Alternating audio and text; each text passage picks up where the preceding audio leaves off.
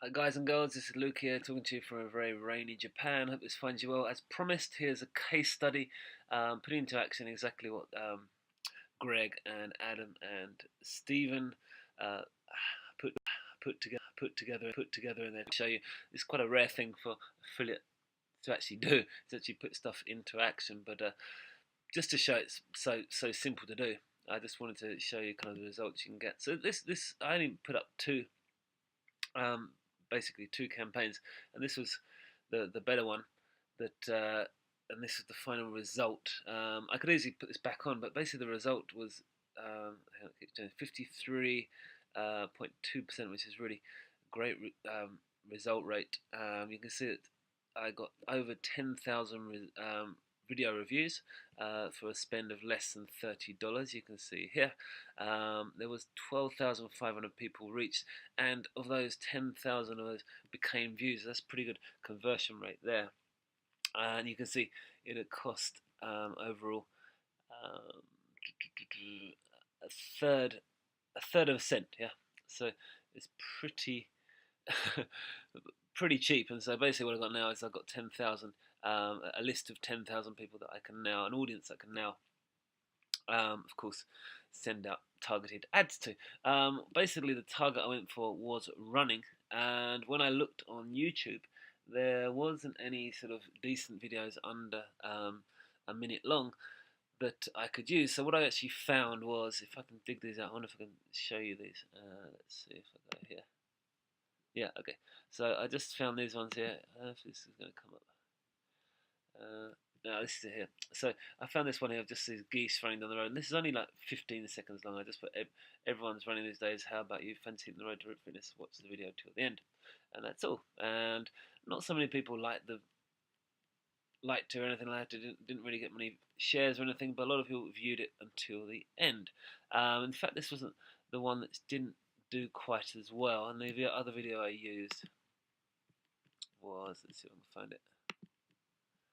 This one, the Waterman, was this one.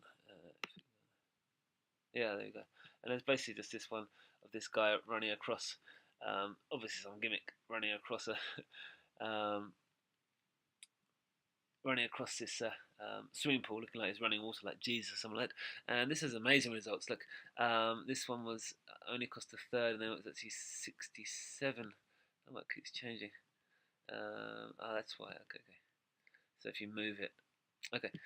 Basically, overall, it looks like it's saying it's 67. No, I don't know what's changed. But anyway, yeah, 59% I think is probably right. But yeah, you can see reached 7,900 people, and 5,942 people actually viewed it.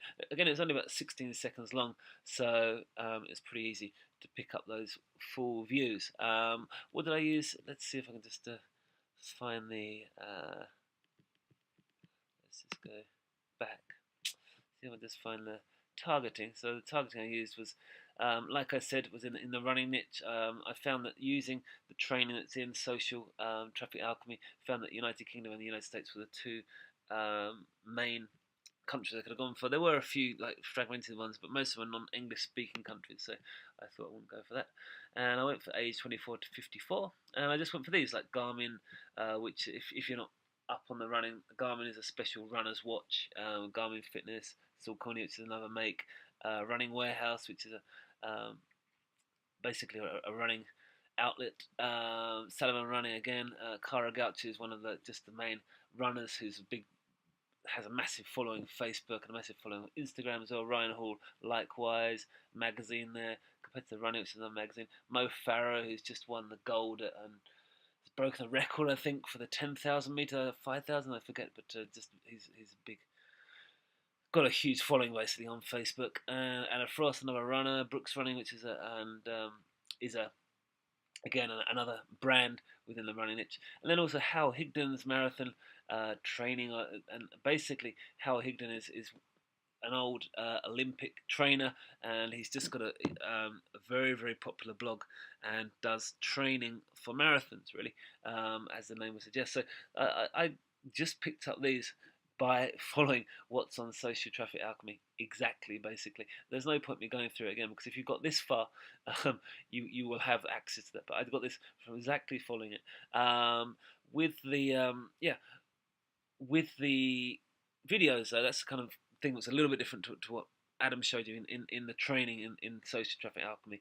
I went for something much shorter. I went for something a little bit more gimmicky. I mean, he picked up something in the food niche, and picked up like a recipe, which is actually showing something. But basically, these ones are just like little funny, potentially viral videos. And I also looked, again, as I showed in the training, I looked at how many people reviewed and viewed the original YouTube video, and it was up there about 20 million people, so it already was popular, yeah. And that's why when you put it up there, it's proven to work as a kind of viral video.